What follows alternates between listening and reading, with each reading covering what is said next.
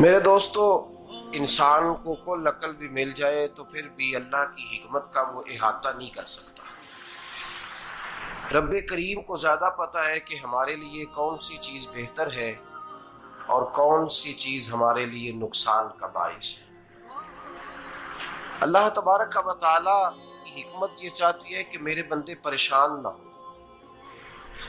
रब ये चाहता है कि मेरे बंदे किसी जगह पे भी दिक्कत और परेशानी का शिकार ना हो। तो अल्लाह तबारक व तआला ने राहे एतदाल इख्तियार करने का हुक्म इरशाद फरमाया कि तुम एतदाल के रस्तों पे चलो, मोतदल जिंदगी गुजारो, अफरातो तफरीद से बचो। आज जिस माशरे में हम वक्त गुजार रहे हैं, इस माशरे में हम इस बात को समझने से कासिर हैं कि असल हमारा मसला क्या है।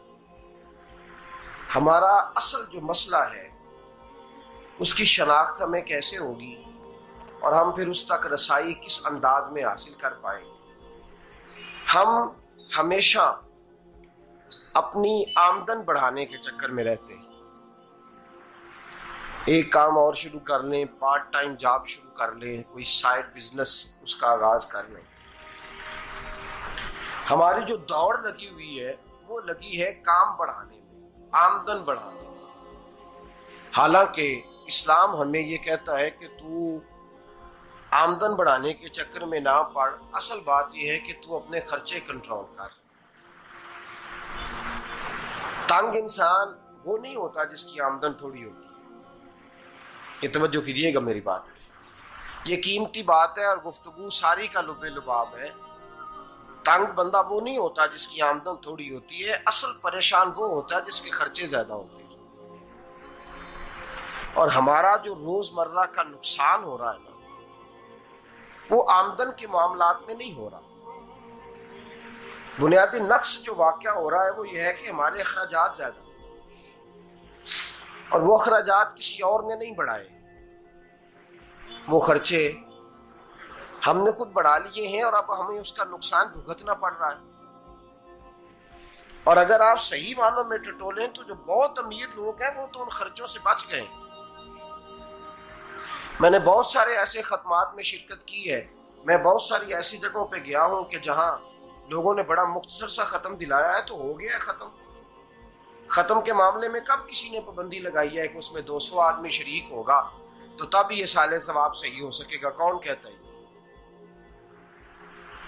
या शादी के मौके पर अगर सारे बहन भाइयों को न बुलाया गया तो मेरी शादी पाया तकमील तक नहीं पहुंचेगी, इसमें बरकत नहीं होगी। ये किसने फतवा दिया है? मोतदल जिंदगी का इस्लाम हुक्म देता है।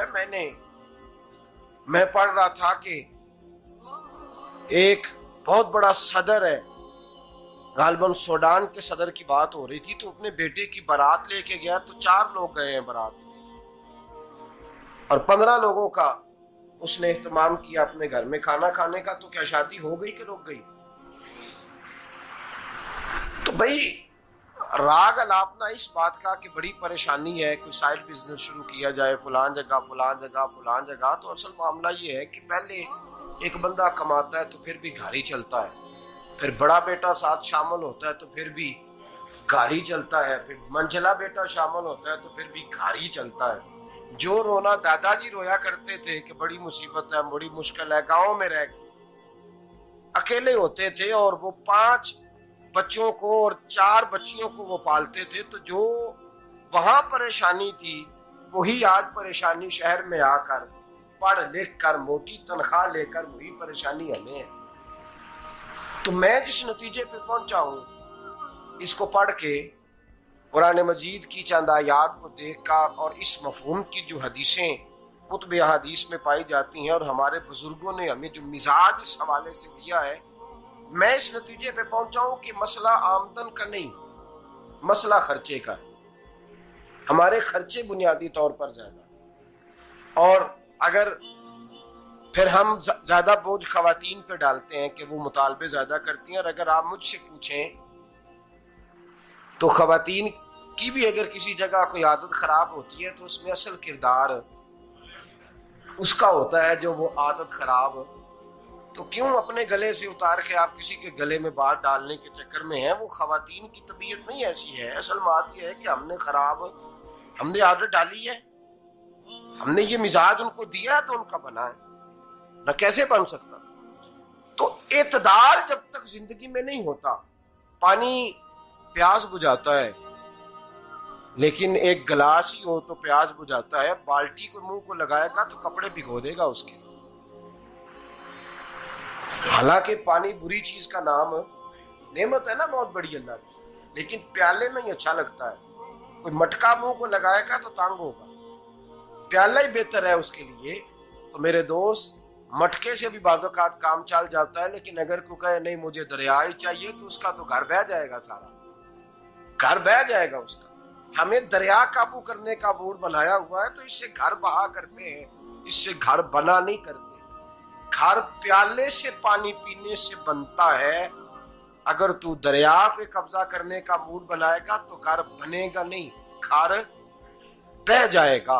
आग ना हो तो खाना पक नहीं सकता, लेकिन हल्की आंच से खाना पकता है। और अगर आंच तेज कर दी जाए तो जी, करीने क्यास बात कर रहा हूं मैं, अकल से मावरा नहीं कर रहा। करीने क्यास समझाने के लिए मिसालें दे रहा हूं।